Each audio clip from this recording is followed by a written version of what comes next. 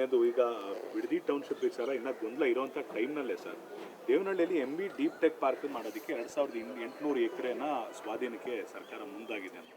ಈ ಭೂಮಿ ಸ್ವಾಧೀನ ಮಾಡಿಲ್ಲ ಅಂದರೆ ನಾವು ಹೇಗೆ ನಾವು ಏರೋಸ್ಪೇಸ್ ಪಾರ್ಕು, ಟೆಕ್ ಪಾರ್ಕು ಅಥವಾ ಹೊಸ ಟೌನ್ಶಿಪ್ಗಳು ಮಾಡ್ಬೋದು ಹೇಳಿ? ಇಡೀ ಇಂಡಿಯಾನಲ್ಲಿ ರ್ಯಾಪಿಡ್ ಅರ್ಬನೈಸೇಷನ್ ಆಗ್ತಾಯಿದೆ. ಊರು ಬಿಟ್ಟು ಜನ ನಗರಗಳ ಕಡೆ, ಪಟ್ಟಣ ಕಡೆ ಬರ್ತಾ ಇದ್ದಾರೆ. ನೀವೇ ಎಷ್ಟೊಂದು ಬಾರಿ ವರದಿಯನ್ನು ತಾವು ಮಾಡಿದ್ದೀರ, ಬೆಂಗಳೂರು ಯಾವ ವೇಗದಲ್ಲಿ ಬೆಳೀತಾ ಇದೆ ಅಂತ. ಬಹುಶಃ we are one of the fastest growing cities in the world. ಏಷ್ಯಾನಲ್ಲಿ ಅಂತೂ ನಂಬರ್ 1 ಇದೆ. ರಿಪೋರ್ಟ್ಸ್ ಪ್ರಕಾರ ನಾವು ನ್ಯಾಷನಲ್ ಆ್ಯಾವ್ರೇಜ್ಗಿಂತ ಹೆಚ್ಚು ಬೆಳೀತಾ ಇದ್ದೀವಿ. 8.5% ನಮ್ಮ ಗ್ರೋತ್ ಇದೆ.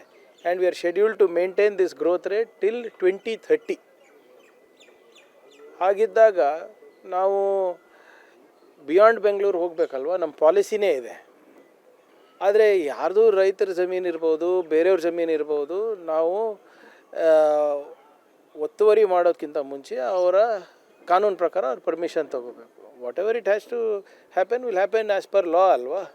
ನಾವು ಹೋಗಿ ದಬ್ಬಾಳಿಕೆ ಅಂತೂ ಮಾಡ್ತಾಯಿಲ್ಲ. ಅವ್ರಿಗೆ ಕೊಡೋಕ್ಕೆ ಇಷ್ಟ ಇಲ್ಲ ಅಂದರೆ ಟೌನ್ಶಿಪ್ ಬೇರೆ ಕಡೆ ಮಾಡಲೇಬೇಕಾಗುತ್ತೆ. There is no other option. ಈಗ ನಮ್ಮೂರಿನಲ್ಲಿ ನಮಗೆ ಇಂಡಸ್ಟ್ರಿ ಬೇಡ, ನಮಗೆ ಟೌನ್ಶಿಪ್ ಬೇಡ ಅಂದರೆ ಬೇರೆ ಊರಿಗೆ ಹೋಗಲೇಬೇಕಾಗ್ತದೆ. There is no other choice. ಇಲ್ಲ, ಈಗ ಫಸ್ಟ್ ಆಫ್ ಆಲ್ ಈಗ ನಾವು ಎಲ್ಲಿ ನೋಟಿಫೈ ಮಾಡ್ತೀವಿ ಅಥವಾ ಎಲ್ಲಿ ನಾವು ಕೇಳ್ತೀವಿ, ಎಲ್ಲರೂ ಗೊಂದಲಗಳು ಸೃಷ್ಟಿ ಮಾಡ್ಕೊಂಡಿದ್ದರೆ ಅಭಿವೃದ್ಧಿ ಹೇಗಾಗುತ್ತೆ ಹೇಳಿ? ನಾವೇನು ರೈತರ ಜಮೀನು ಕಸ್ಕೋತಾ ಇಲ್ಲ ಅಲ್ಲ ಎಲ್ಲೂ. ಆ್ಯಸ್ ಪರ್ ಲಾನೇ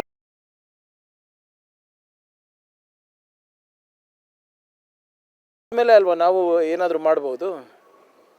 ನಾವು ಕಾನೂನು ವಿರುದ್ಧ ಮಾಡಲಿಕ್ಕಾಗುತ್ತಾ? ಅಥವಾ ನಿಮ್ಮ ಇಚ್ಛಾಶಕ್ತಿ ಇರಲಾರ್ದೆ ನಾವು ಜಮೀನನ್ನು ತೊಗೊಳಕ್ಕಾಗ್ತದಾ?